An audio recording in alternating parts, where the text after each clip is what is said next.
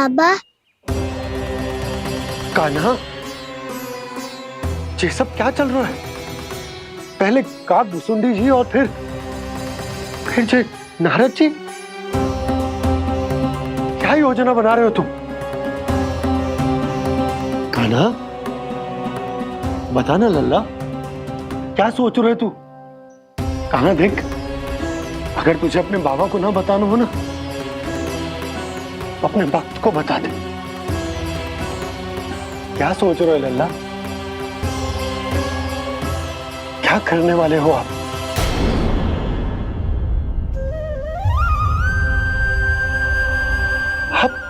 आप इतने दुखी क्यों हो? कान्हा,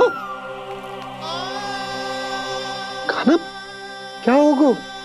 क्योंकि मुझे आभास हो गया है बाबा, समय आने वाला है। कौन सा समय आने वाला है लल्ला? इसीलिए सब कुछ बदलने वाला है। भैया को मेरा सत्य पता चल जाएगा बाबा।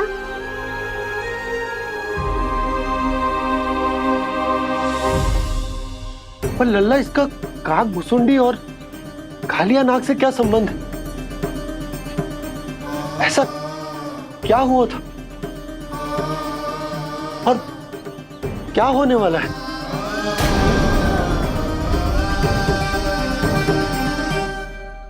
जो होने वाला है बाबा, उसका संबंध उससे है जो सैकड़ों वर्ष पहले हुआ था। महर्षि भृगु के एक वंशज थे वेद शिरोमणि, जो विंध्याचल की पहाड़ियों में साधना कर रहे थे। तभी वहाँ अश्वशिरा नाम के एक दूसरे मुनि आमंत्रण के बिना ही आ गए। कितना सुंदर और शांतिपूर्ण आश्रम है। यहाँ प्रभु की साधना करने में बहुत आनंद आएगा। शीघ्र ही अश्वशिरा मुनि उपस्थिति के कारण होने वाले व्यवधान से बाध्य होकर वेद शिरोमणि ने अपनी आंखें खोली। कौन हो तुम और यहाँ क्या कर रहे हो?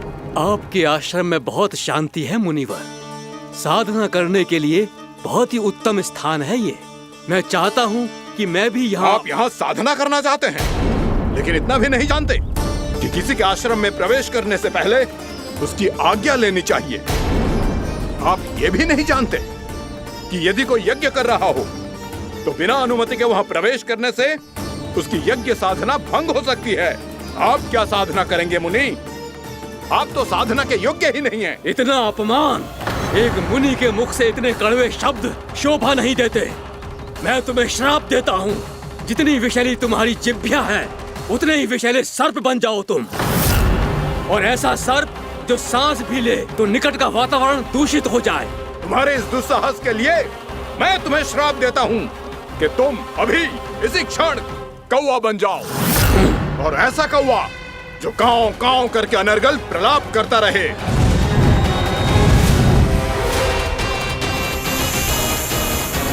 ये मैंने क्या किया? ये मैंने क्या किया? क्रोध के कारण दोनों ने एक दूसरे को श्राप दे दिया। पर दोनों ही मेरे भक्त हैं, और भगवान होकर मैं अपने भक्तों को इतनी कठिनाई में कैसे देख सकता था। इसीलिए जिस संकट में उन दोनों ने अपने आप को फंसा लिया था, उसका समाधान करने में मैं उनके पास गया। देखिए ना प्रभु, ये क्या हो गया हमसे? हमारी रक्षा कीजिए प्रभु, मार्ग दिखाइए हमें।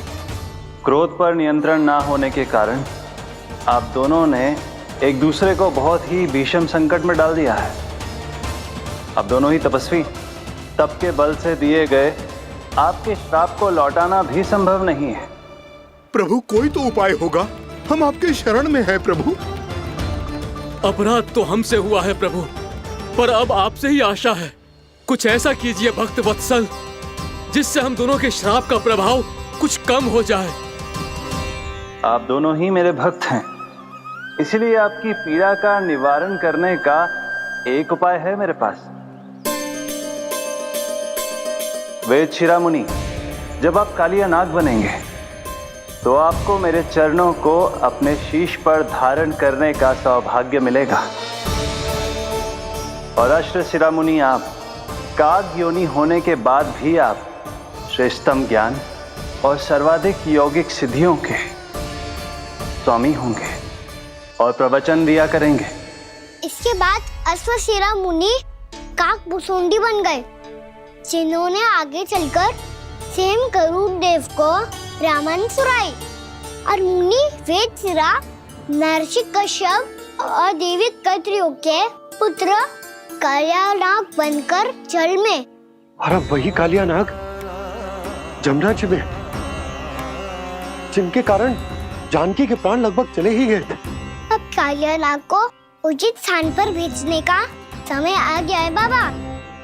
पर ये तो अच्छी बात है कान्हा, वेदशिरा मुनि को दिया हुआ तुम्हारा वचन भी पूरा हो जाएगा, जमुना जी की शुद्धि भी हो जाएगी।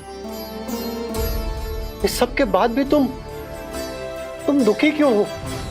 क्योंकि इसके बाद मैया के सामने मेरा रहस्य खुल जाएगा बाबा। उन्हें पता चल जाएगा कि उनका बालक कोई साधारण बालक ना है। भविष्य में जो होने वाला है उसे सबके सामने घटने से रोकना मेरे लिए भी संभव ना होगा। मैया को सब पता चल जाएगा। क्या पता चल जाएगा रे मुझे?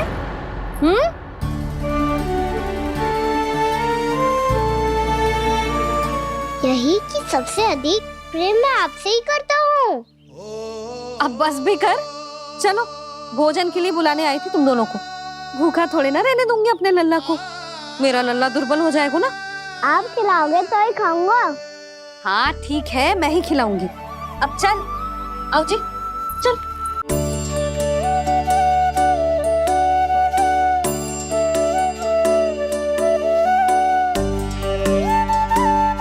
मैया खेलो ना मेरे साथ। मैया सुनो ना, मेरी बात ना मानोगी?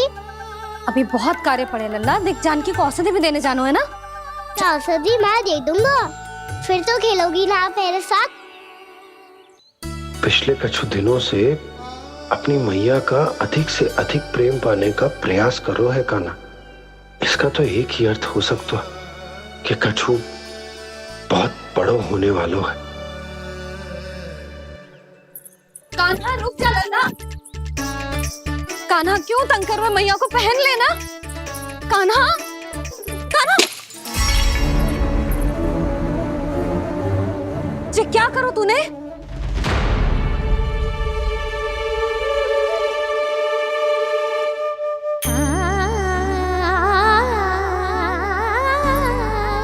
अच्छा ठीक है, अब मुंह लटकाने की आवश्यकता ना है। ये ले।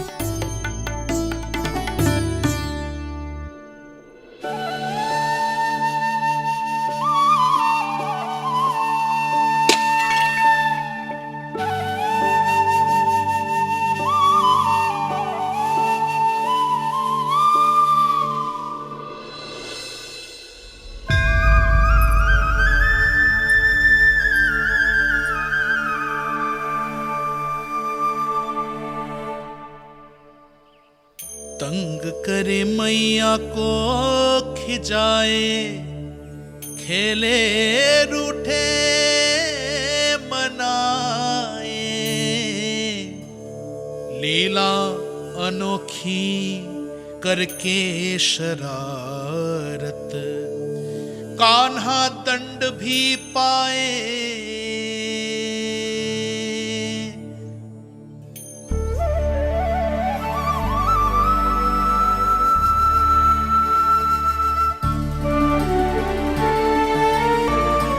रूठना मनाना, खेलना खिलाना, पहले शरारत करके क्रोध दिलाना और फिर क्षमा मांग लेना, ये सब जानबूझकर कर रहे है कान्हा। जैसे जीवन भर के लिए अपनी मैया की ममता को अपने हृदय में समेट कर रखना चाहते हो।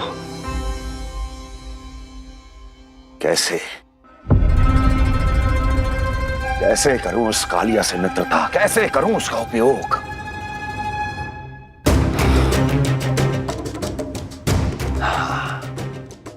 उस पर आक्रमण कर देता हूं और उसे किसी ना किसी तरह से यह विश्वास दिला देता हूं कि यह आक्रमण उस विष्णु अवतार ने किया है। फिर वो क्रोध में आकर सारे वृंदावन वासियों को अपने विष से समाप्त कर देगा। उचित है, ये उचित है। नारायण हरि, नारायण हरि।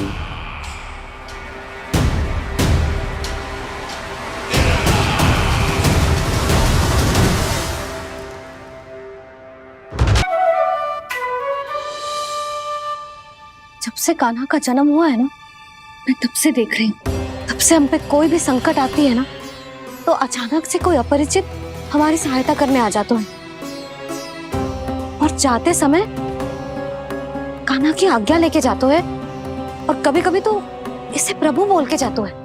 बाबा संभालो। यशोदा, इस जानकी को चढ़ो है और विचित्र विचार तुम्हारे मन में है।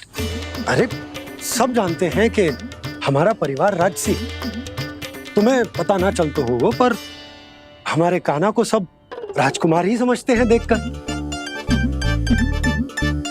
इसीलिए उसे सम्मान देने के लिए सब ऐसा ही करते हैं, और कोई बात ना है।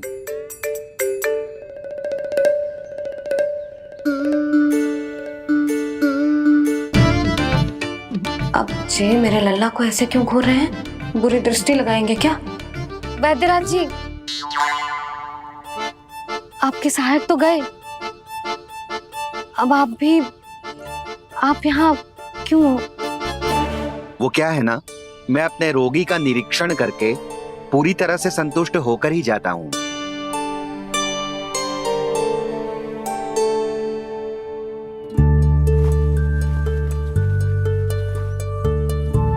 हाँ, संकेत तो अच्छे हैं, कल सुबह तक बिल्कुल ठीक हो जाएगी।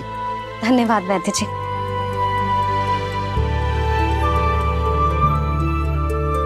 बस तो फिर हम कल पकड़न पकड़ाई खेलेंगे जानकी।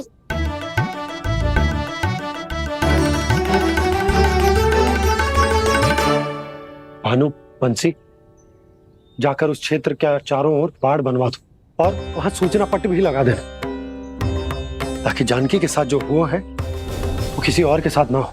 शीघ्र जाओ। जी ठीक है।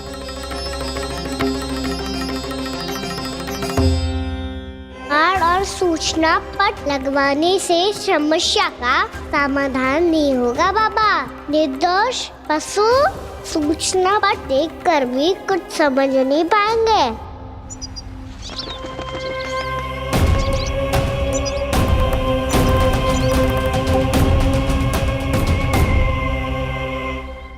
तो तुम्हारे कहने का अर्थ यह है कि व्योमासुर मारा जा चुका है, और वो बालक अब भी जीवित है। हाँ महाराज, मैंने गोप बालकों को कहते सुना था कि कृष्ण ने छलिया को मोक्ष दे दिया है, पर वृंदावन सुरक्षित नहीं है महाराज। वो एक बहुत बड़ी समस्या से जूझ रहे हैं। कैसी समस्या? गांव के निकट क्षेत्र में किसी विषैले सर्प का निवास है। उसके विष का प्रभाव इतना भयानक है महाराज, जैसे विष ना हो, स्वयं हलाहल हो। मेरी कोई भी औषधि रोगी का उपचार नहीं कर पा रही थी। निकट के क्षेत्र में कहाँ है वो सर्प? गोप मानते हैं कि वो सर्प गांव के निकट यमुना नदी के जल में रहता है। मुझे तो लगता है महाराज, ये कालिया नाग की कथा कोई किंवदंती या लोक श्रुति नहीं, एक सच्चाई है, एक विषैली सच्चाई।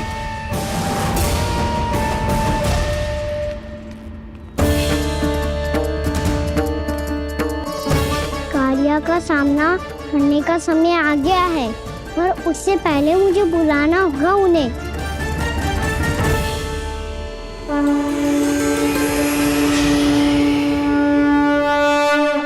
संसार के दारुण भय का नाश करने वाले, सभी कष्टों का हरण करने वाले, विश्व का समस्त ऐश्वर्य प्रदान करने वाले, कमल जैसे लोचन, मुख और चरणों वाले आजानुभूत श्री राम को मैं बार बार नमस्कार करता हूँ। आपदामपहर्तारं दातारं सर्व संपदाम लोकाभिरामं श्री रामम भूयो भूयो नमाम्यहम्। काग भुसोंडी, काग भुसोंडी, काग भुसोंडी।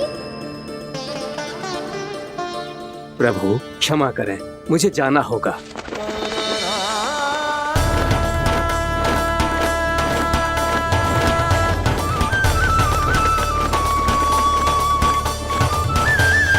प्रणाम प्रभु।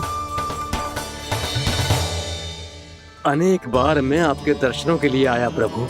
कभी नंद भवन के झरोखों से आपके दर्शन करके चला जाता था, तो कभी दूर किसी वृक्ष की आड़ से आपको निहार लिया करता था। आज आपने स्वयं मुझे बुलाकर धन्य कर दिया प्रभु।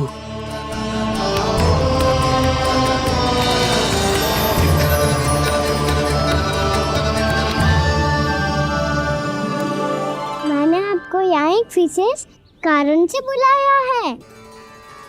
आपके श्राप से इस कालिया नाग को मुक्त करने का समय आ गया है। ये तो बहुत ही उत्तम समाचार है प्रभु। इतने वर्ष बीत गए, मुझे आज भी स्मरण है वो दिन जब मैंने उन्हें श्राप दिया था। अपने क्रोध पर नियंत्रण खोकर बहुत बड़ी भूल कर दी थी मैंने प्रभु। बीती हुई घटनाओं पर दुखी होके कोई लाभ नहीं है। हमें भविष्य की ओर देखना होगा।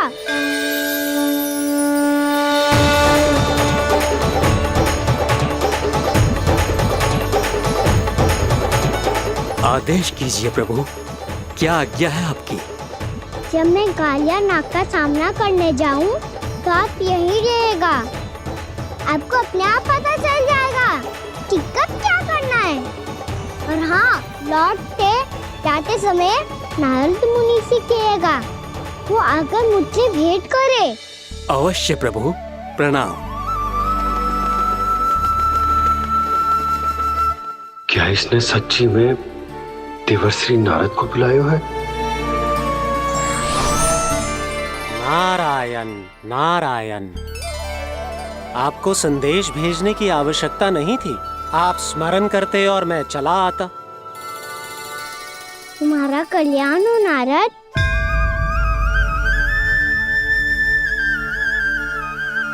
मैंने तुम्हें एक विशेष कार्य के लिए बुलाया है। आज्ञा दीजिए प्रभु। तुम्हें एक बार फिर कंस से भेंट करनी होगी। विचार कीजिए महाराज। क्या आप बिना किसी शंका के कह सकते हैं कि कौन सी पंखुड़ी पहली है और कौन सी आठवीं? उस दुष्ट से भेंट करना स्वयं कीचड़ में उतरने के समान है प्रभु। कमल पुष्प प्राप्त करना हो तो कीचड़ में उतरना पड़ता है नारद। आपका आदेश तो मैं स्वप्न में भी नहीं टाल सकता प्रभु। कंस कालिया नाग के बारे में जान गया है, पर वो उसका सामना करने का साहस नहीं कर पाएगा। मैं आतुर हूँ प्राप्ति, मूर्ख नहीं। मेरी बुद्धि फिर नहीं गई है। मैं स्वयं उस कालिया जैसे महाविषैले सर्प के सामने खड़ा हो जाऊं और अपने ही काल को आमंत्रित कर लूं। तो फिर अपने लाभ के लिए उसका प्रयोग करने का कोई और उपाय सोचिए स्वामी। कुछ ऐसा कीजिए कि यमुना नदी का पूरा जल विषैला हो जाए और वृंदावन वासी उसका उपयोग करे, और आपका काल कहलाने वाला वो बालक स्वयं काल के गाल में चला जाए। उत्तम उत्तम सुझाव है प्राप्ति। अब मुझे उस कालिया तक पहुंचने का मार्ग ढूंढना होगा। उसको विवश करने का कोई उपाय ढूंढना होगा, क्योंकि व्यक्तिगत रूप से उससे भेंट करना असंभव है। असंभव। आप सही कह रहे हैं प्रभु। कंस में उतना सामर्थ्य नहीं कि वो कालिया नाग का सामना स्वयं कर सके। वैसे तो कालिया गरुड़ देव का भी सम्मान नहीं करता, तो फिर वो कंस का सम्मान क्यों करेगा भला? नहीं करेगा, पर कंस तुम्हारा सम्मान अवश्य करेगा नारद। तुम्हारी बातें भी सुनेगा और मानेगा भी। ये मेरी योजना का बहुत ही महत्वपूर्ण भाग है। तुम कंस के पास जाओ और कहो कि